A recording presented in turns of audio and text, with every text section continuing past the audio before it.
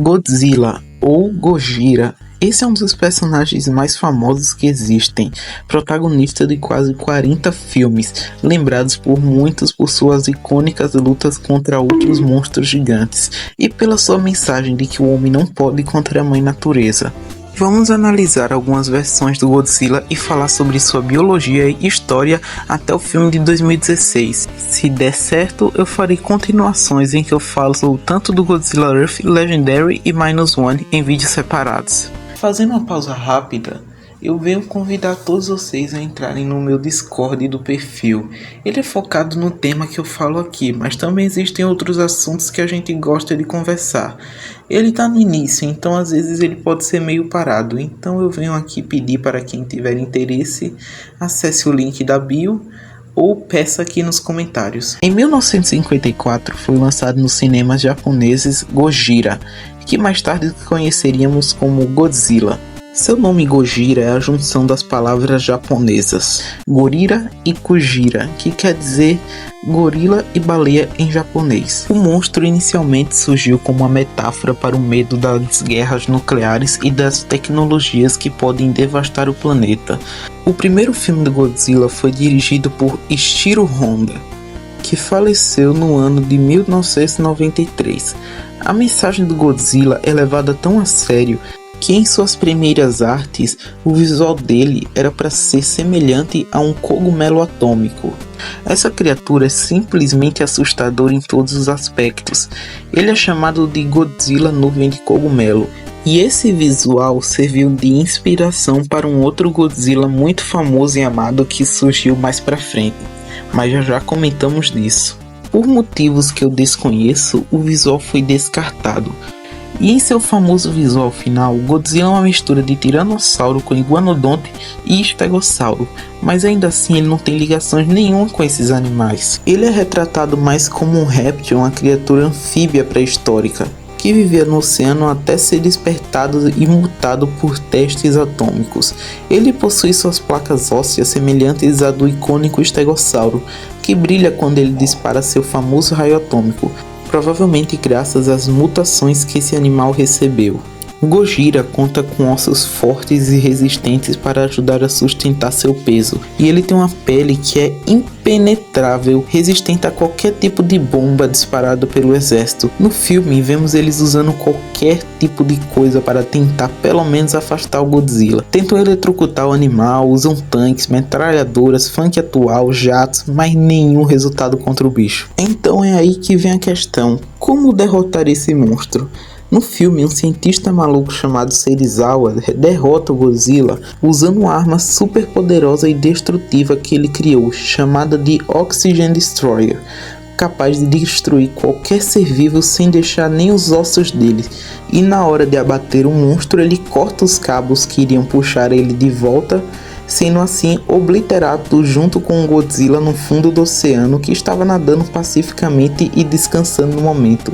Serizawa tomou essa atitude porque sabia que quando voltasse seria pressionado a contar sobre sua arma. E sabe o que mais aconteceria se essa arma por acaso caísse em mãos erradas?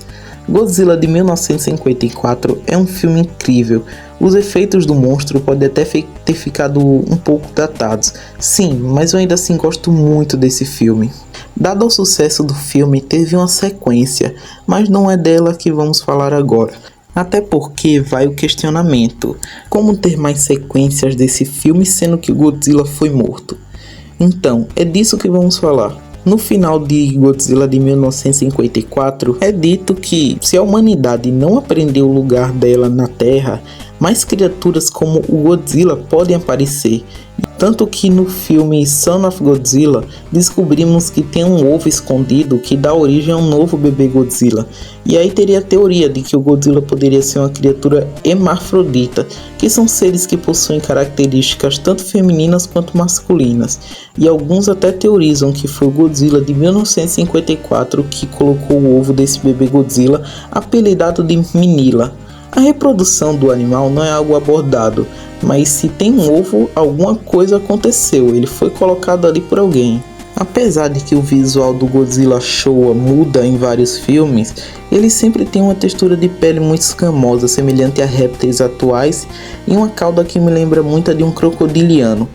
Saindo da primeira era de filmes, vamos para a era conhecida como Era Heisei. Das 3 primeiras eras de filme, essa é a minha favorita. Ela começou com o filme O Retorno de Godzilla, de 1985, depois de 9 anos na geladeira. Essa nova série de filmes ignora todos os filmes anteriores, com exceção do filme de 1954. E acredite, isso é algo bem comum na saga do monstro. Nessa nova era, vemos mais sobre a origem do Godzilla, pelo menos dessa nova versão. Sua história começa na Segunda Guerra Mundial, em que ele é um dinossauro fictício que aparece no meio do confronto entre japoneses e americanos. Seu nome é Godzillasaurus, que é bem mais próximo de um dinossauro retrô do que do Godzilla que estamos acostumados, me lembrando mais um tiranossauro com postura de canguru, já que ele não tem suas placas gigantes e ele é abatido pelos americanos muito facilmente. E seu corpo é exposto pela radiação de testes atômicos no Pacífico. A criatura recebe uma grande mutação e vira o Godzilla Heisei que conhecemos. A sua origem é explorada no filme Godzilla vs King Ghidorah de 1991. E tem muita coisa estranha envolvendo viagem no tempo, tudo isso e tudo aquilo. Mas vamos resumir só o que eu falei. O Heisei tem um visual bem mais diferente do que o Godzilla Showa. Ele tem um corpo mais volumoso e musculoso que o Godzilla anterior. Sua pele é bem escamosa, lembrando um crocodilo. Seus movimentos pesados me lembram bastante um elefante. E seu rosto me lembra mais o de um gato raivoso, com orelhas pontudas semelhante a um. E junto com caninos bem grandes e afiados. Seu raio atômico parece ter um poder de destruição muito mais intenso que o do Godzilla Showa. Ele é notavelmente mais agressivo, enfrentando os inimigos sem hesitar e sem piedade, mas ainda é bem próximo ao filho dele, cuidando e resgatando o filhote quando está em perigo. E sim, esse Godzilla também tem um filho. Não fica claro se é realmente um filho biológico do Godzilla, mas tudo dá a entender que não. Uma coisa interessante sobre esse Godzilla é que é explicado que ele tem um segundo cérebro no fim da coluna, provavelmente sendo uma referência à teoria de que o estegossauro também teria um segundo cérebro no fim da coluna, já que sua cabeça era pequena demais e teria um cérebro muito pequeno para um corpo tão grande.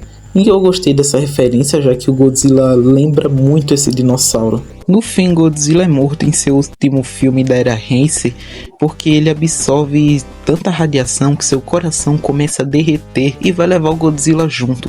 Porém, se esse derretimento de fato acontecer, Godzilla irá explodir e consequentemente churrascar a Terra inteira.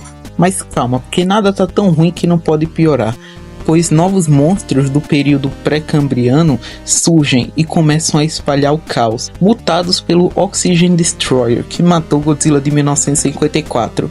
Eles começam a se espalhar e o caos começa a rolar, eles devoram pessoas, destroem tudo que vê pela frente e começam a crescer mais e mais até podendo voar.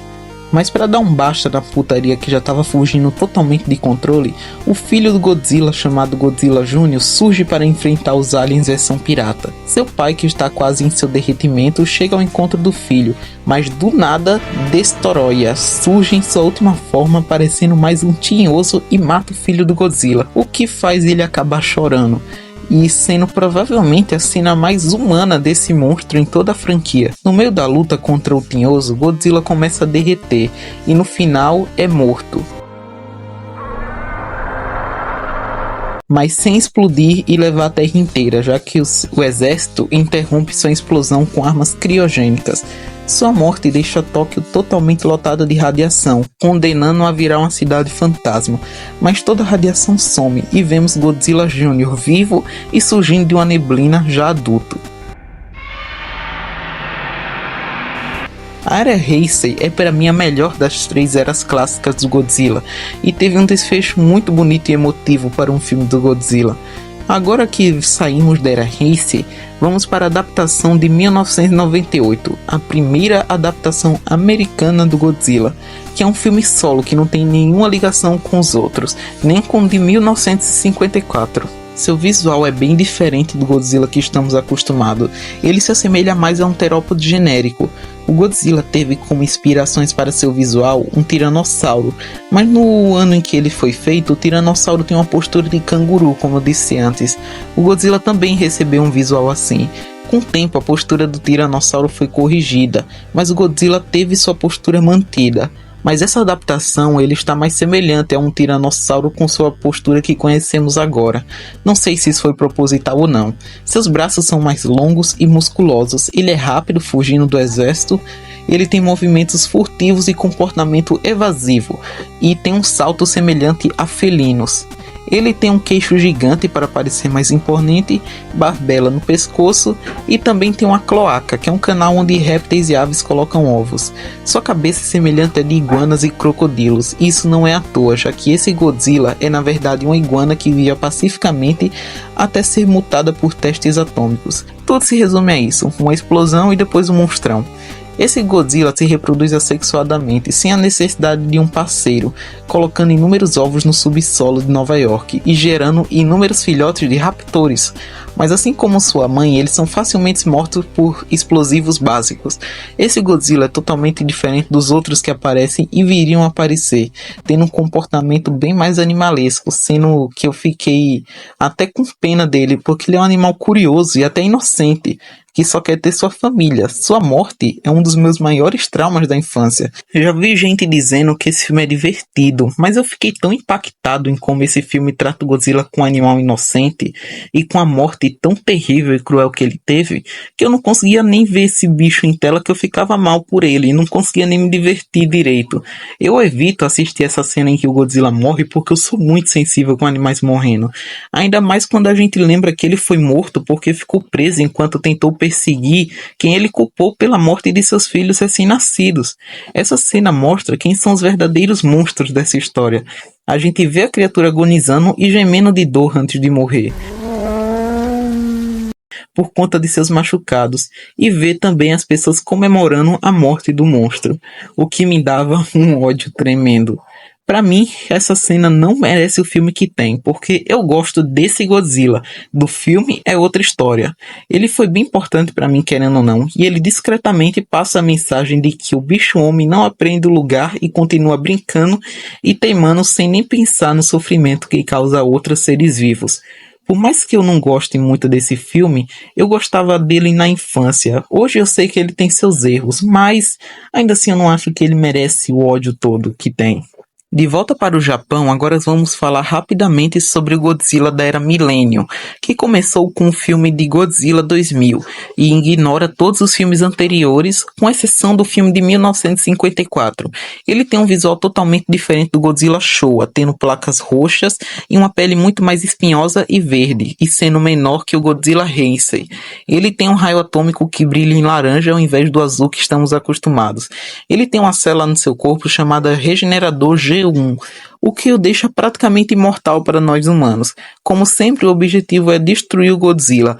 Mas, enfim, eu queria falar mais dessa versão, mas o vídeo tá ficando muito longo e a cada filme da era Millennium, com exceção de Godzilla contra Mechagodzilla e Tokyo SOS, são filmes solos que ignoram todos os outros, com exceção do filme de 1954. E eu também tenho que pensar na edição do vídeo, porque não é fácil fazer tudo isso. Mas eu queria fazer uma menção ao Godzilla que tem um dos meus visuais favoritos, que é do filme Godzilla, Mothra, King Ghidorah, Giant Monster, sei lá, é GMK, só isso.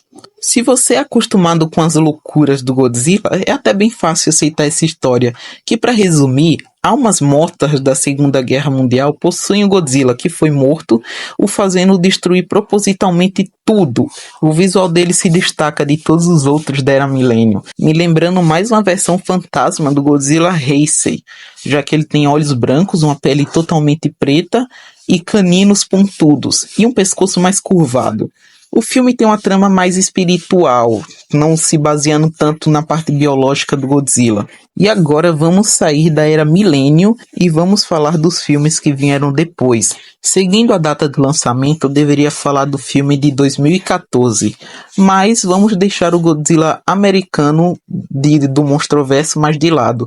porque tem muita coisa que eu quero falar sobre ele em um vídeo solo. Então eu dou uma meta de 200 likes para esse vídeo. Continuando no Japão, agora vamos falar sobre Shin Godzilla. De longe o que eu mais queria falar. Ele é meu segundo Godzilla favorito. Esse é um filme solo lançado em 2016, feito com a intenção de fazer algo tão marcante quanto Godzilla de 54. Nem preciso dizer que não tem nada a ver com nenhum dos outros filmes. Enquanto o filme de 54 fazia uma crítica a testes atômicos, Shin Godzilla é uma crítica ao governo japonês com sua lentidão para responder ao desastre de Fukushima. Aqui, Godzilla representa uma força sem controle da natureza quanto ao descuido do bicho-homem. No filme, Gojira, o Godzilla, é uma criatura pré-histórica que comeu muito lixo radioativo, virando um animal que suporta a radiação e começa a evoluir em resposta ao ambiente, para formas que vemos no filme. Em sua primeira forma, ele é uma cauda gigante que sai do mar com vapor e sangue. Em artes, vemos que a criatura tem uma boca gigante, parecendo um tubarão-elefante. E em sua segunda forma, apelidada de Kamata-kan, sai das águas e começa a devastar tudo que vê pela frente. Ele tem uma pele amarelada, parecendo até que está doente. Ele tem brânquias como um tubarão, mas isso chega até a ser estranho, já que répteis não possuem isso, o que me faz pensar se Godzilla é um peixe ou não. Talvez tenha uma explicação para isso, mas eu não encontrei nada. Ele cospe sangue de suas guerras como se estivesse lutando para respirar. Ele rapidamente começa a evoluir para sua segunda forma, apelidada de Shinagawa-kan.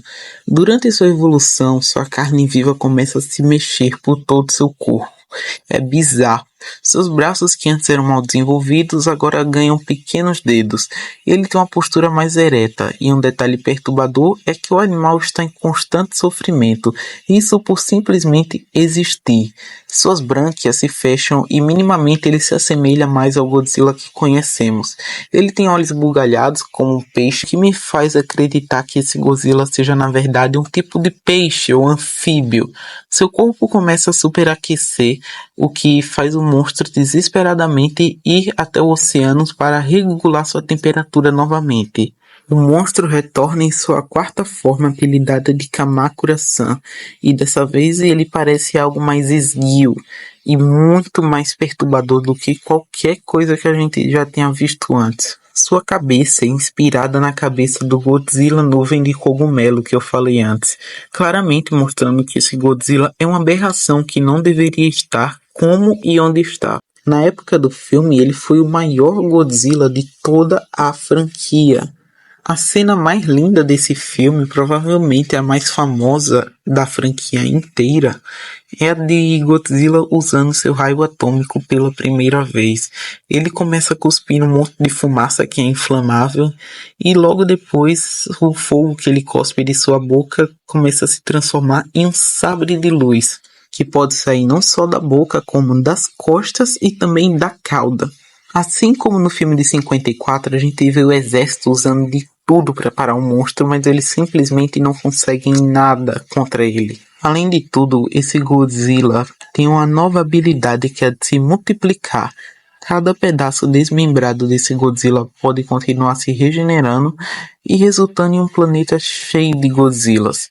Ele é detido graças a uma ideia de usar um coagulante para congelar o monstro. Mas no final do filme a gente vê bem a cauda dele e percebe que enquanto estava na luta final contra os humanos, ele estava entrando em sua quinta forma, criando seres humanoides que saíam direto de sua cauda. E é sério, isso é bizarro. Shin Godzilla é um dos filmes mais famosos e amados do Godzilla até hoje, e eu consigo facilmente entender o porquê. Se fosse para seguir a ordem dos filmes, eu estaria falando agora de Godzilla Minus One, mas como eu falei, será dividido em partes. Então eu encerrarei o vídeo por aqui.